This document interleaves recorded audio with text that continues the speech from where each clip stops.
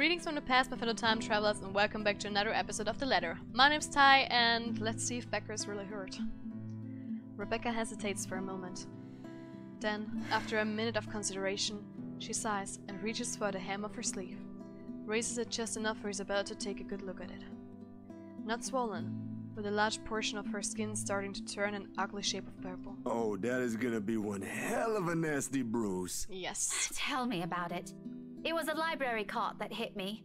You know, the old metal ones they keep near the history section. Ouch! Like I said, nasty. But she's there? She went after you. Yeah, I was in the archives, looking something up. Suddenly, she was just there. Well, she was using my own students against me. What kind of terrible person does that? Oh, it makes my blood boil. You should have just ran. That woman's not something you can hit with a book. You can. Laugh it up, Ashton. I did. Then the bloody cart came out of nowhere. And you know what? If it weren't for a damn book, I would be dead by now. And if it weren't for a damn person who went up the stairs instead of down, you would never died in another life. Well, silence descends in the room as the gravity of that one word hits us all. That's a harsh word. Here we are. To Ashton and Isabel's relief, Rebecca later called back. Soon, she showed up at Salem Well, looking worse for wear. When the detective asked about it, worried all the redhead could give was a frustration. Oh, frustrated answer. Fortunately, before the topic turned grim, Isabella stepped in. Dead. Another close call. Another would have. Another one we've narrowly avoided. How long can we keep this up? We're bound to break at one point. No normal human being with a sane mind can last like this. It's a miracle Isabella hasn't cracked yet. After all, she was the one who found that ladder. I've expected her to have caved in by now, yet her voice, calm and composed in the face of this, is what cuts through the thick air. I'll go get a cold compress for that arm. You guys take a seat first. Ashton and I, we have a lot of things to talk about. That marks the end of it, at least for the time being. And as soon as Isabella returns and hands Rebecca the old compress she promised, we'll get straight down to business. Surprisingly easy, considered the rigid air in the room. Although, there's some tense fumbling for words at first.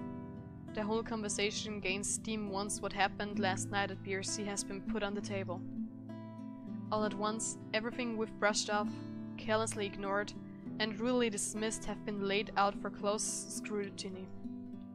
Zack's encounters with the woman and his dreams, Rebecca's close brushes with death every time she appears. The dread, the fear, the terror she brings out even in the bravest of us. Everything. Because no matter how bleak this all seems, there must still be a way out of this. There has to be. Logic be damned! Or at least, that's what Isabella and I would like to believe. Oh, it's dark. Yet, even as the cold morning light shifts to the warm huzo of late afternoon, and eventually night, none of this still makes a fucking damn sense. Darkness has fallen, but we are still nowhere near figuring things out. If anything, we are more at a loss than we've ever been before we have started this. The next thing I know, frustration rears its ugly head and the sheets of paper I've been holding smacks the table harder than I've intended. The sound of it echoes loudly in a small room, and everyone simply falls silent. Along with it is a release of another long-held breath. Perhaps the 100th since the morning. We aren't getting anywhere at this rate. Don't just drop it. There must be something in this we aren't seeing yet. Maybe. Ooh. It's an odd thing to hear from her. The very words I've been telling myself every single time I find myself facing a dead end. We can use a little of the optimism right now, I guess. I know, but what are we supposed to be looking at here in the first place? Well, you already looked through those files. You're the one that picked it out last night, right? All of them? I'm pretty sure every person we've checked in there isn't necessarily involved. One client possibly died of old age. Remember, you found that dumb paper. Not so dumb if it can kill all of us. Very funny, Z-Man. Anyway, like I said, you discovered that paper right before the open house. No one else was allowed inside during that time. It's too broad of a scope if we include every single person. In fact, the only notable ones are C and Jean-Marie. But if we were going to include them in the count, shouldn't there have been more than enough people to end this fucking curse already? How does this even work? Yeah, okay. They went in and out of this place. But no, you still don't get it. What I'm trying to say about those clients is... Shouldn't we look into the mansion too? That's where the letter came from. That's where she came from. True story. Maybe it's just as the professor says. He did tell me there might be more to this than what I might be thinking. Yeah. I mean, look at all this stuff Rebecca brought with her. Apparently our teachers have been lying to us all these years. So who knows? Hey, now don't blame us. Blame the bloody books they wrote. Quietly, Isabella reaches for one of the papers Rebecca's brought with her and carefully inspects the words printed on the page. A copy of an old newsprint from even before the city has been founded. Her eyes narrows with each line it passes, but lingers at the illustration of the noble woman's servant. Why do they have to keep this in the restricted section? Rebecca merely shrugs at her inquiry, but her own annoyance seeps through her answer. How should I know? I wasn't even aware we have archives that go as far back as this. This is before the city was even founded. As a matter of fact, if it weren't for Andrew's help, I wouldn't have gotten my hands on any of it. Maybe they didn't think it would be important to talk about it. After all, this is more Anselm's than ours. That or some old bugger's hiding something. Why else would these tell a complete different story? Revising what's written seems a useless endeavor on its own when you have nothing to gain from it. But this might as well mean that what happened in that mansion years ago also equates into all of this. And the letter Isabella found. It's all the heart of it. The why and the how is what we're missing here. If I'm going to go by what Andrew told Zack, the connection between the letter and the mansion's curse may run deeper than what we've potentially thought. We won't be able to figure this out without looking into the other. Fuck. How do I? The mansion's a private property now. Can't just waltz in there. I'd rather die before I even think of begging Wright to let me in and investigate the place. One thing's very clear after these last 2 days, however. We're not safe anywhere, and I have to act fast if I want to keep my own friends alive. We can't keep running away. Sooner or later she'll get us. Before that happens, I have to put an end to this. Sighing, I stand up and stretch out the kinks in my back after several hours of sitting. We have been at this for too long. A break is needed, time to let everything sink in, or else we'll all burn out. I know I will, and it's another thing I cannot let happen when they are all counting on me like this. Albeit unspoken, it's in their eyes as they look up at me waiting. We've been at this since morning. We should take a break for a few...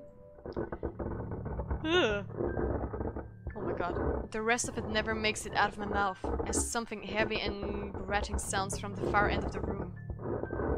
A harsh booming noise rending through the eardrums of everyone in the room. All at once, the three of them are on their feet, while I quickly palm for my gun on their table. However, before I can pull it up and remove the safety, the whole racket stops. Stillness descends in the room, and amidst the sudden hush, the four of us exchange anxious glances. So much for a break. Ashton, that might be... Gather everything. No questions asked. They waste no time getting to work, piling up the documents we've been reading through. Even Isabella's unusually silent as she gathers everything in her arms, her own movements sharp and precise, a deep furrow in her brow. There's fear, but something hardened and urgent overshadows it. But the moment doesn't last. Before we can even finish, another noise ups the tension already gripping the place. Suddenly the lights go out and the wardrobe at the end of the room rattles, as if something's inside begs for freedom. Cautiously, eyes glued to it, I take a step forward and I release the lock from my gun. I'm no trigger-happy person. I'm not even sure if this will work on a ghost. But right now, Its smooth surface against my palm, with the trigger on my finger, provides the closest thing I have to relief as I approach the closet. Ashton, what are you doing? I don't think that's a good idea. We should just... Worried as they all are, they immediately stop at the slight raise of my hand. But the edge is there while they all huddle in the space between the door and the room. In case this goes south, whatever I find inside, they have enough time and space to run from their position. In 2 deep breaths, I've crossed the room and stood in front of the closet. Oh god, no! No. Whatever's inside has yet to stop thrashing. Instead, it has now moved to banging at the door, louder and louder the longer I dally. A net of shallow breath. I glance at my companions, and nod. Something creaks. Then, in the next moment, I'm grasping at the handles and swinging the door wide open to reveal... nothing.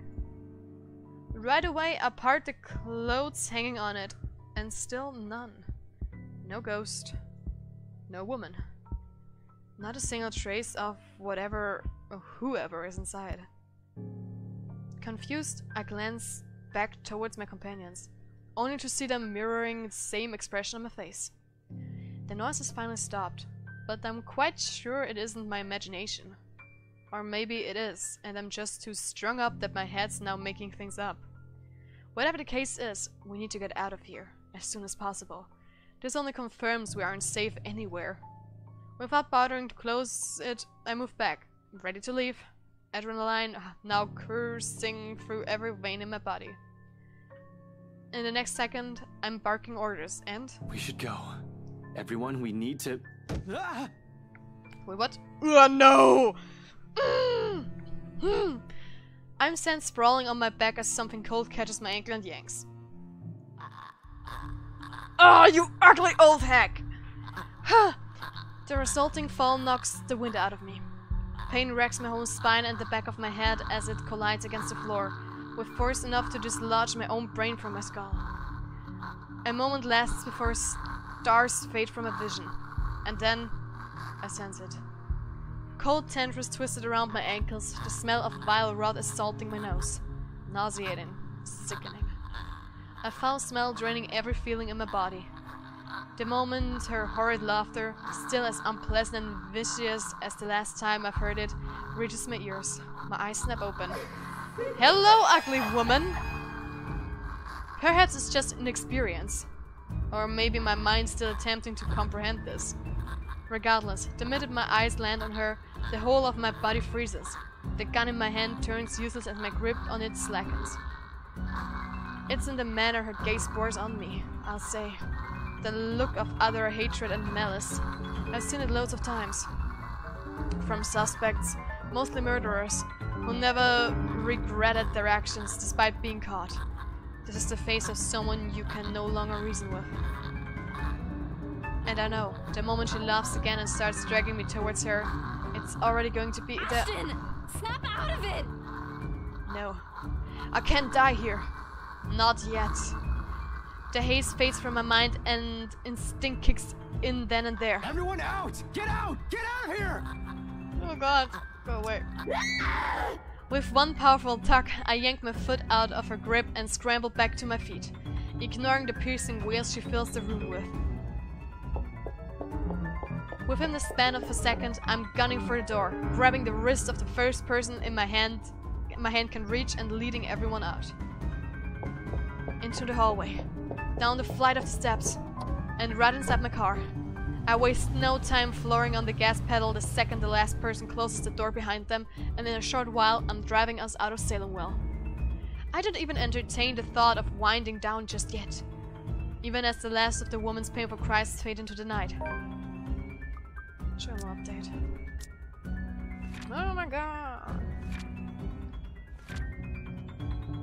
With the help of his friends, Ashton tried to find a way to free themselves of the curse, piecing together what they currently know. But before they could figure it out, a ruckus coming from Isabella's classes broke the silence of the room. October 31, Monday. 31st, that's the way. A dreary downpour starts off the Monday. Although it doesn't last for more than an hour, The dark clouds lift just after the sun peaks over the horizon. Brief as it is, the rain has significantly damped the park's usual cheer vibe. Mornings like this often mark the start of another bad week. An arrest gone wrong, another investigation leading to a dead end, or some truly fucked up shit being called in. Like that one time I was dispatched to a scene where a guy gouged his own eyeballs out and almost ate it. Yikes. Was a few chews away from swallowing it, in fact. Lost my dinner that day. Fun times. Of course, I doubt anything can top getting cursed by a damn chain letter of all things. This is the sort of stupid thing people pass along as a prank through emails and text messages, for fuck's sake. A ghost chasing after you just puts the icing on the cake. So far, all we've done is run, snoop about, read stuff, and run again. It frustrates me to no end how we're still no closer to an answer. Even my car reflects the state my mind is in.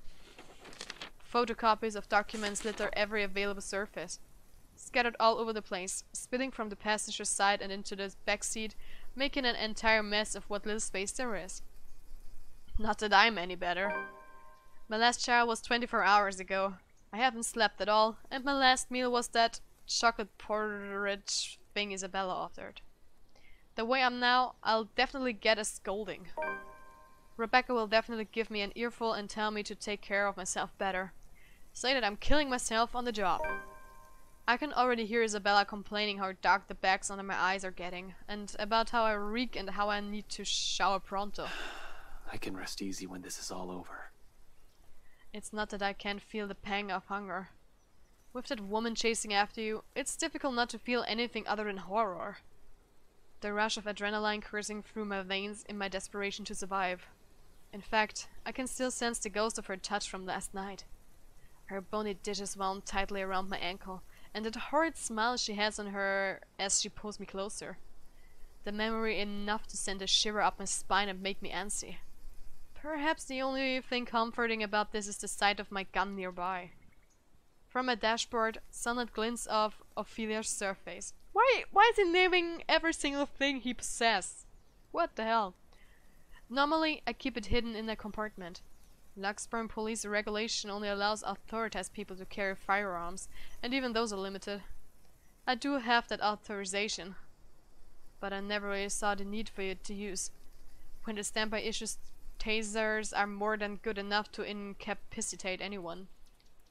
If not, I can always throw them on their back. Those judo lessons that forced me to get as a kid has its uses too. On it goes though, all of those will probably yield the same result. They are all useless. I might as well use a stick. However, it's the feeling of ease I'm after, or what little of it can gather from it. The awareness that I, at least, have something to protect myself with, in case things go wrong. That I can still protect the people who are still depending on me despite the missteps I've taken. It doesn't take the edge off though. The feeling that your whole body has been strained far beyond his capacity. Frankly, I'm already running out of steam. The only thing pushing me right now is knowing someone's still depending on me. A stretch is still in order though. I have been sitting here since last night. Soon, I step out from my car, closing it behind me with a thud as I take in my surroundings. The rain did wonders. The morning air feels crispier and cooler than it has ever been in days. For once, the weather seems to be taking a turn for the normal. Luxburn normal. In the distance, beyond the buildings lining in the horizon, dark clouds are blowing in. A storm might be due this evening, give or take. A shame for the people looking forward to Halloween tonight. I'm just not sure whether this is something I can look forward to as well. Still, I bask in the change it brings. Inhale, exhale, breathing in, taking in the peace, as if it will be my last. But as with all the good things, the quiet shortly comes to an end. Not necessarily a bad end. The chatter reaches my ears first, halting my movements. Sure enough, when I glance up, I find them, Zach, Rebecca, and Isabella, just as they have entered the park grounds, bags of convenience store food in hand. After last night's flight from Salemville, we've elected to stay the night here, unsure if our own homes will still be safe. Normally, we'd all be adverse to the idea of spending the night outside like this, but panic and distress has tainted that decision. It's not like any of us has gotten an ounce of sleep anyway. On the off chance one of us did, it only lasted about a second, or it's a fitful one. But looking at them right now, from afar, it's easy to mistake them for just a group of friends on a day out. Isabella's gesturing wildly with her arms as she talks. Something funny or amusing, probably because it's soon followed by Zach's booming laughter and Rebecca's giggles. Their voices fill the atmosphere with light air, temporarily easing off the disheartening mood. It's easy to pretend we're not knee-deep in a life-and-death situation, the way they are acting now. If anything, it's only their appearance that betrays that mask. Slightly, the shelved bags under their eyes, and exhaustion curved in their shoulders, and dragon footsteps. But the closer they get, the more obvious these signs are to the naked eye. Zach tosses an energy drink my way the moment their distance allows it. Isabella hands me the other bag she's holding, before seating herself on the edge of the fountain. The scent of warm food immediately wafts from the bag when I open it, carried further by a passing breeze. Whatever sweet sauce they drizzled over the pork wannabe, it smells heavenly. Hell, even the sorry-looking vegetables seem appetizing. Despite myself, without even checking exactly what it is, hunger swiftly takes over every rational thought. I dig in without waiting for them to start. The rest of them appear to be of the same mind too. Soon enough, they also start with theirs. No casual talk while we fill our empty stomachs. Exhausted as we are, food is something we can't forgo. Starvation does the thinking, weakens the body. If we are to survive this, we are gonna have to take care of ourselves first.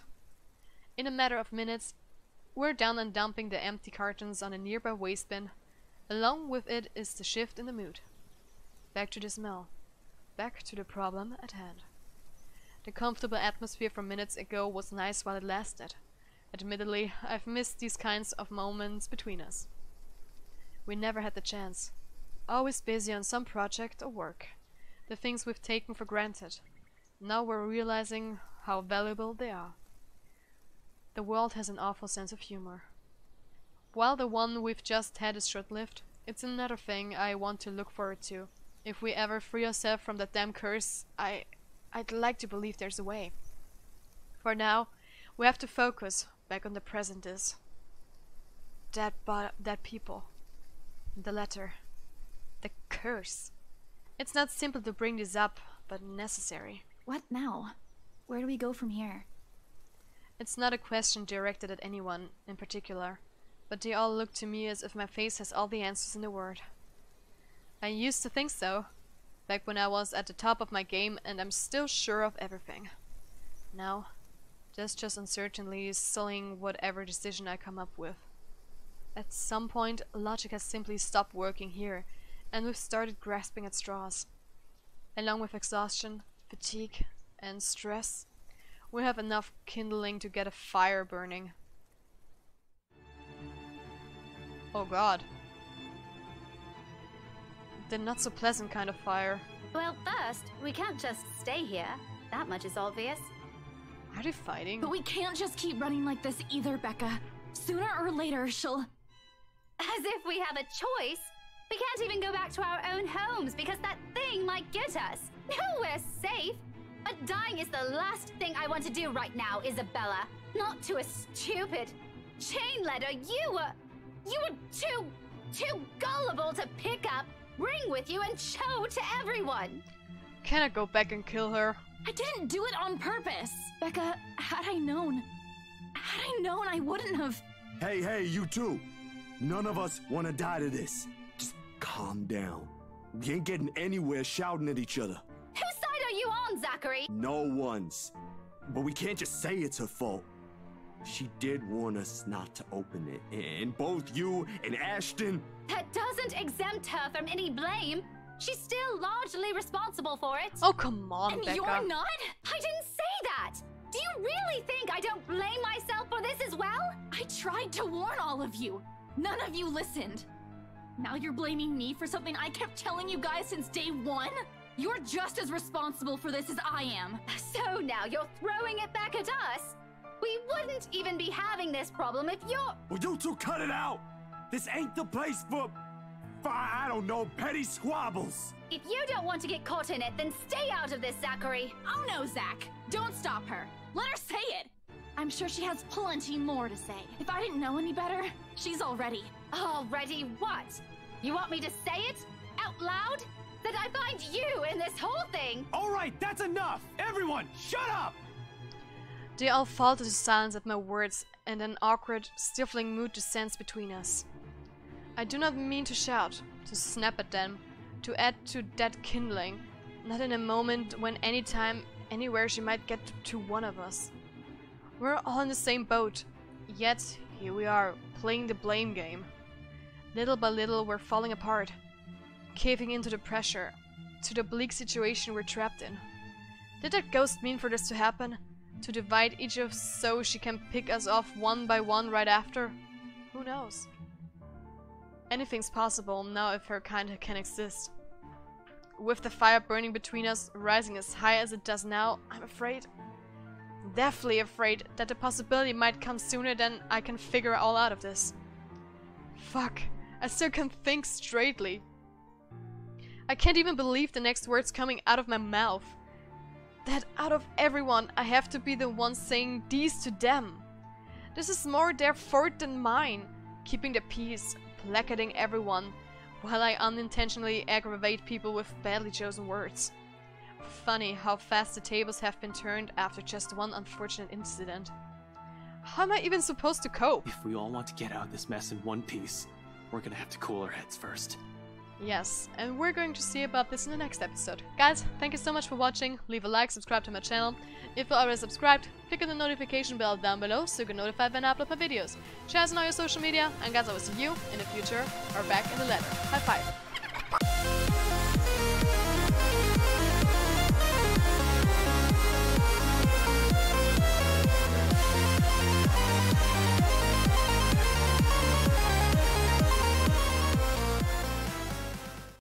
Why are they fighting? This doesn't make any sense.